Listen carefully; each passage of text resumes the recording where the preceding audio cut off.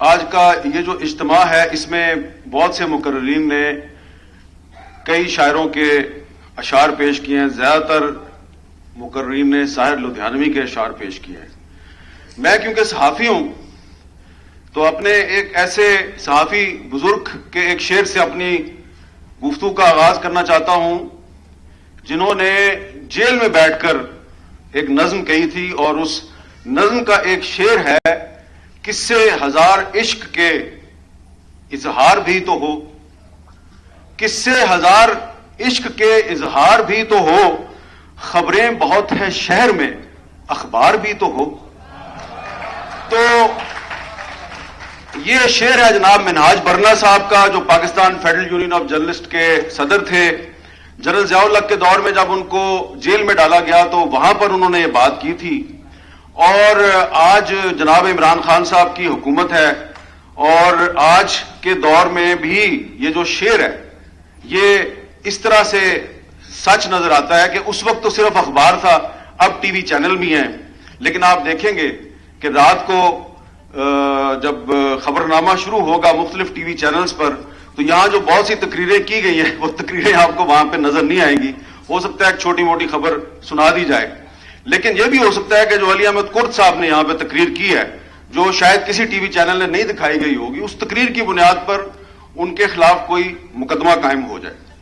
تو ہم یہاں پر آج اس لیے اکٹھے نہیں ہوئے کہ ہماری کسی کے ساتھ کوئی دشمنی ہے، کسی ادارے کے ہم خلاف ہیں، یا کسی سے ذاتی جھگڑا ہے. مجھے لطیف افریدی صاحب نے گائیڈ لائن دی ہے، میں اس کے مطابق ہی اپنی بات کروں گا. تو دیکھیں، مسئلہ یہ ہے کہ آپ سب لوگ جو ہیں آپ لائرز ہیں، آپ لوگ وکیل ہیں، آپ سپرمیسی آف کانسٹیٹیوشن کے علمبردار ہیں. آپ میں سے مجھے بہت سے ایسے چہرے نظر آ رہے ہیں جن کو جب سے میں نے صحافت شروع کی ہے میں دیکھ رہا ہوں کہ آپ وکالت بھی کر رہے ہیں اور ساتھ ساتھ آپ کی جدوجہد بھی جاری ہے پاکستان میں آئین اور قانون کی بالادستی کے لیے. تو آپ لوگ جو کام کر رہے ہیں آپ وہ کام کر رہے ہیں جو بانی پاکستان قائد اعظم محمد علی جناح کا مشن تھا. آپ اس مشن کو لے کے آگے چل رہے ہیں. تو جو قائد اعظم کا جو پیشہ تھا وہ بھی وکیل تھے، آپ بھی وکیل ہیں. جو قائد اعظم کا مشن تھا اس مشن کو آپ نے اپنا مشن بنایا ہوا ہے. تو اس لیے آپ لوگ کٹھے ہوئے ہیں. وہ کیا تھا مشن؟ وہ یہی تھا نا، قانون کی بالادستی اور پرامن سیاسی جدوجہد. تو اس لیے آپ لوگ یہاں پر کسی کے ساتھ ذاتی دشمنی کے لیے اکٹھے نہیں ہوئے. آپ کی تقریروں میں جو کچھ غصہ تلخی نظر آتی ہے تو اس کی ایک بیک گراؤنڈ ہے. تو ہم یہاں پر سارے جو ہیں قانون کی بالادستی کے لیے اکٹھے ہوئے ہیں. ہمیں کہا جاتا ہے جناب کہ ذرا آپ کچھ خاموشی اختیار کریں، کچھ دن کے لیے چپ رہیں، ذرا ملک کے حالات کا خیال کریں. Pakistan is facing many domestic and external challenges, تو ذرا خیال کریں. تو بھائی ہم اس وقت ہمارے ملک کے اندر ایک ایسی صورتحال ہے، ایک طرف قانون ہے دوسری طرف لا قانونیت ہے. تو کہا جاتا ہے کہ صحافی جو ہے اس کو غیر جانبدار ہونا چاہیے. میں اس صحافت پہ یقین نہیں رکھتا، اس لیے کہ جہاں پہ ایک طرف قانون ہے دوسری طرف لا قانونیت ہے، ایک طرف جمہوریت ہے دوسری طرف ڈکٹیٹرشپ ہے، تو میں نے قانون کے ساتھ کھڑے ہونا ہے، میں نے جمہوریت کے ساتھ کھڑے ہونا ہے. میں اس میں غیر جانبدار نہیں ہوں. اس کی ایک وجہ ہے، اور اس کی وجہ یہ ہے کہ میں نے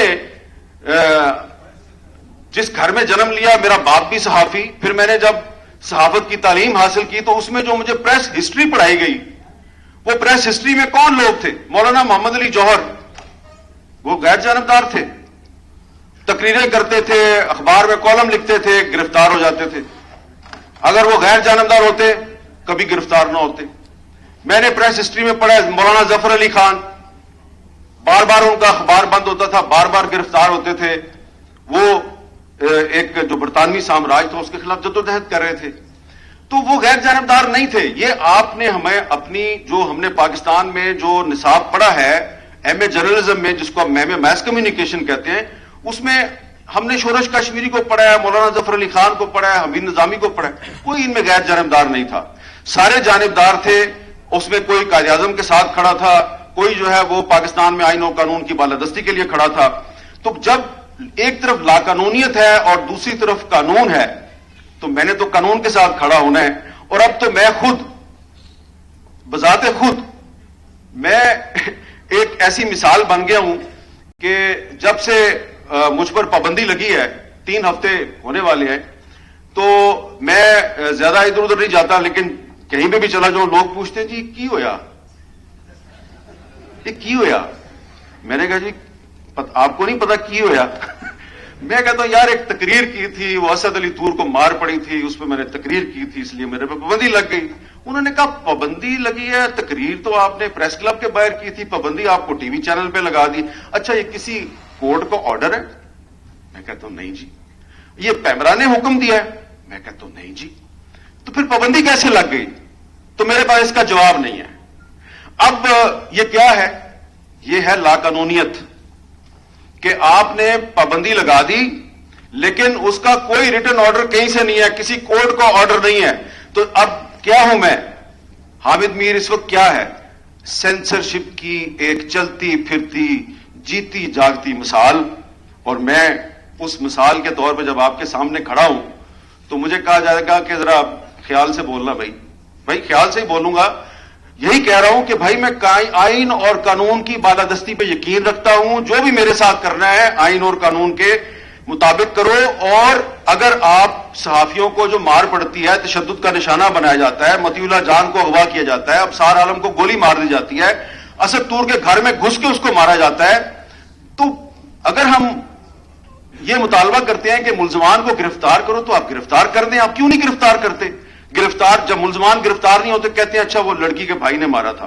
میں اس صورتحال میں نہیں جاتا. میں صرف یہ کہوں گا کہ جب 2007 کا یہاں بہت ذکر ہوا, 2007 کی لائرز موومنٹ کا یہاں بہت ذکر ہوا, 2007 کی لائرز موومنٹ میں آپ کے پاس سوشل میڈیا کی طاقت نہیں تھی, لیکن اس کے باوجود جیسا کہ یہاں پہ بتایا گیا کہ محدود وسائل کے باوجود آپ لوگوں نے ایک تحریک چلائی اور آپ کی تحریک نے بہت سی کامیابیاں حاصل کی. تو آج تو صورتحال مختلف ہے. اب جو 2007 کی جو بات ہوتی ہے تو کسی نے کہا کہ اس وقت حالات جو ہے وہ مشرف کے ماشاء اللہ سے بھی زیادہ تشویشناک ہیں. اس وقت میرے پہ صرف ٹی وی چینل پر پابندی لگی تھی, میں اخبار میں لکھتا تھا. لیکن اب کوئی پاکستان میں پرویز مشرف نہیں ہے, جناب عمران خان صاحب کی حکومت ہے. میرے پہ ٹی وی پر بھی پابندی ہے, اخبار میں بھی لکھنے پر پابندی ہے. تو آپ دیکھ لیں کہ صورتحال کیا ہے. اچھا اس وقت عمران خان صاحب جو ہے وہ لائرز موومنٹ کے حامی تھے. وہ جب ہم پر پابندی لگی تو جو P F U J R I U J جو ہے وہ سڑکوں پر ہمارے شو کرایا کرتی تھی, وہ وہاں پر آتے تھے اور ایسے مکہ لہرا کے کہتے تھے اگر میں وزیر اعظم بن گیا تو پاکستان میں صحافت آزاد ہوگی. تو اب آپ وزیر اعظم بن چکے ہیں اور سینسرشپ کی جیتی جاگتی مثال جو ہے وہ آپ سے مطالبہ کر رہا ہے کہ پاکستان میں صحافیوں پر جو پابندیاں لگ رہی ہیں, جو جوڈیشری اور دیگر جو ہیومن رائٹس ایکٹیوسٹ ہیں ان کے ساتھ جو ہو رہا ہے اس کو بند کیا جائے. مجھے جو تقریر میں نے کی تھی جس کی وجہ سے پابندی لگی, اس تقریر پر میرے کچھ ساتھیوں نے کہا کہ یار اس میں آپ کا لہجہ بڑا تلخ تھا, تو وہ جو تلخی ہے اس پہ معذرت کر لو. تو جب ناصر زیدی صاحب جنہوں نے جنرل ضیاء اللہ کے کوڑے کھائے ہوئے ہیں, جب ان جیسا بزرگ مجھے یہ کہے گا تو میں انکار تو نہیں کر سکتا. میں نے کہا جی لہجے کی تلخی پہ میں معذرت کر لیتا ہوں. تو مجھے ایک بزرگ صحافی نے یہ کہا کہ آپ نے بہت اچھا کیا ہے. میں نے کہا جی وہ کیسے؟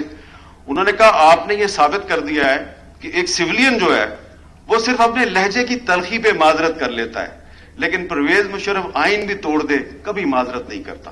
یہ فرق ہے. تو ہم نے آج یہاں پہ جو گفتگو ہوئی ہے اور آگے ہم نے جو بھی کرنا ہے وہ اس طریقے سے کرنا ہے کہ جو قائد اعظم کا راستہ ہے ہم اس راستے پر چلتے رہیں. اور جو حبیب جالب صاحب نے کہا تھا فرضی مقدمات ہیں, جھوٹی شہادتیں, ہم پھر بھی لکھ رہے ہیں جنوں کی حقائقیں. تو یہ جنوں کی حقائقیں ہم لکھتے رہیں گے. یہ میں کوئی افسانوی بات نہیں کر رہا. مجھے کوئی شوق نہیں ہے کہ مجھے جناب کچھ مہینوں کے بعد دوبارہ آپ جیو پہ بحال کر دیں, میں پھر ٹی وی پہ بیٹھا ہوں اور جو میں پہلے کر رہا تھا وہ کرتا ہوں. میں نے اس 10-15 دن میں بہت کچھ سیکھا ہے اور میں سمجھتا ہوں کہ صرف دوبارہ ریسٹور ہو کے ٹی وی سکرین پہ جا کے بیٹھ جانا مسئلے کا حل نہیں ہے. مسئلے کا حل وہ ہے جو یہاں پہ آج تقریروں میں بیان کیا گیا اور جو آپ کی ریزولوشن میں آئے گا وہ ہے اصل راستہ. اس پر چلتے ہوئے بشک 6 مہینے, سال, 2 سال, 3 سال کے لیے جو ہے نا ہم پر پابندی رہے, ہمیں پابندی قبول ہے. لیکن ایک دفعہ اب یہ جو پابندیاں آپ نے لگائی ہیں یہ پابندیاں ہم نے ختم کروانی ہے. خاص طور پہ یہ جو پاکستان میڈیا ڈیولپمنٹ اتھارٹی کے نام سے جو بل لایا گیا ہے, اس بل کے حوالے سے بڑی بات ہوئی ہے. اس میں 3 سال قید کے علاوہ ایک اور بھی چیز ہے, وہ 2.5 کروڑ پہ جرمانے ہیں. اور اس کے علاوہ آپ اس جو ٹریبیونل ہوگا, میڈیا ٹریبیونل, یہ منسٹری آف انفارمیشن کے انڈر ہے, یہ ہائی کورٹ کے انڈر نہیں ہے, جوڈیشری کے انڈر نہیں ہے. اور اس کا جو فیصلہ ہوگا, جو سزا دی جائے گی, اس کو آپ ہائی کورٹ میں چیلنج نہیں کر سکتے, آپ کو صرف سپریم کورٹ میں جانا پڑے گا. تو یہ ڈریکونین لا سے بھی بڑھ کر ایک لا ہے, اور اس لیے اس لا کی مزاحمت کرنا صرف صحافیوں کا کام نہیں ہے, تمام مکاتب فکر کا یہ کام ہے. اور مجھے امید ہے کہ اگر آپ 2007 میں پرویز مشرف کے خلاف ایک تحریک چلا کر اور اس کو شکست دے سکتے ہیں, تو آج کے جو حکمران ہیں یہ پرویز مشرف سے زیادہ طاقتور حکمران نہیں ہے. اور اگر آپ کا اتحاد قائم ہو جائے اور آپ آج ایک کسی چارٹر پر اتفاق کر لیں اور اس پر عمل درآمد کے لیے راضی ہو جائیں, تو مجھے امید ہے کہ پاکستان میں آئین اور قانون کی بالادستی ہوگی. ہم قائد اعظم کے راستے پہ چلتے ہوئے پاکستان میں جمہوریت کے دشمنوں کو شکست دے سکتے ہیں. جب میں یہاں پہ حال میں آیا افریدی صاحب, تو ایک سینئر وکیل جو ہے وہ مجھے ملے, تو انہوں نے کہا کہ آپ بھی تقریر کریں گے. میں نے کہا جی اگر کرنے دی تو کر لوں گا. تو کہتے ہیں میرا خیال ہے کہ کرنے دیں گے آپ کو. تو میں نے کہا اچھا. کہتے ہیں اگر آپ تقریر کریں تو یار وہ آپ پر جب 2007 میں پابندی لگی تھی نا آپ مشرف دور میں, تو اس میں آپ روڈ شوز کیا کرتے تھے, تو ہر شو کے آخر میں آپ وہ حبیب جالب صاحب کے کچھ اشعار پڑھا کرتے تھے, وہ آج ضرور پڑھنا. میں نے کہا جی وہ کیوں پڑھوں؟ کہتے ہیں یار وہ لگتا ہے کہ اس میں کوئی وہ جادو منتر والی بات تھی, وہ آپ اشعار پڑھتے تھے تو جو حبیب جالب نے ان اشعار کے میں جو پیغام دیا تھا وہ پورا ہو گیا, وہ بات سچ ثابت ہو گئی. تو انشاءاللہ اب بھی سچ ثابت ہوگی. تو میرے بزرگ جو ہیں, بزرگ وکیل یہاں پہ ابھی تک بیٹھے ہوئے ہیں, آخر میں حبیب جالب صاحب کے وہ اشعار پڑھوں گا جو پرویز مشرف کے خلاف تحریک کے دوران, جو وکیلوں کی تحریک تھی, صحافیوں کی تحریک تھی, انسانی حقوق کے کارکنوں کی تحریک تھی, اس تحریک میں ہم نے وہ حبیب جالب صاحب کے اشعار جگہ جگہ بار بار پڑھے اور پھر ان کو اپنا ایک نعرہ بنایا, اور وہ نعرہ صحیح ثابت ہوا تھا. اور وہ اشعار کیا تھے؟ میرے ہاتھ میں قلم ہے میرے ذہن میں اجالا, میرے ہاتھ میں قلم ہے میرے ذہن میں اجالا, مجھے کیا دبا سکے گا کوئی ظلم تو کا پالا, مجھے فکر امن عالم تجھے اپنی ذات کا غم, مجھے فکر امن عالم تجھے اپنی ذات کا غم, میں طلوع ہو رہا ہوں تو غروب ہونے والا, تو غروب ہونے والا. بہت بہت شکریہ. اب میں دعوت خطاب دوں گا سینیٹر اعظم نظیم تارڑ, ایڈوکیٹ سپریم کورٹ.